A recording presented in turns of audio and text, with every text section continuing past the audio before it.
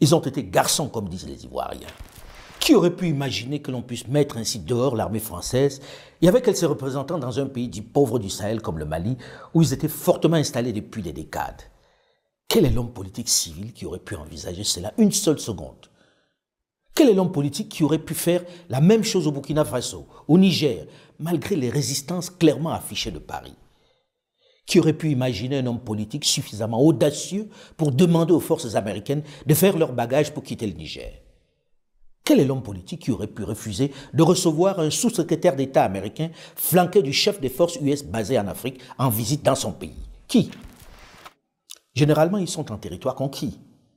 Ces militaires ont considérablement amélioré la situation sécuritaire dans cette région où les terroristes et les bandes armées étaient devenus les seuls maîtres des lieux à la barbe des armées européennes et américaines. Aujourd'hui, sur le plan de la sécurité, nous travaillons, il y a des résultats probants sur le terrain. Le Mali, aujourd'hui, après 10 ans de présence étrangère, a aujourd'hui le contrôle de l'ensemble de son territoire national. Et la reprise de Kidal, il y a quelques mois, est un exemple concret. Et il y a beaucoup de Kidal qui vont se passer aussi sur le terrain, dans notre espace. Même si l'insécurité persiste, même s'il existe encore de nombreuses attaques de bandits armés, l'apocalypse annoncée n'a pas eu lieu.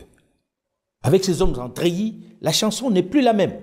Et ils osent désormais faire jouer la concurrence. On achète du matériel militaire chez les Russes, des drones chez les Turcs, des engins chez les Chinois ou les Iraniens.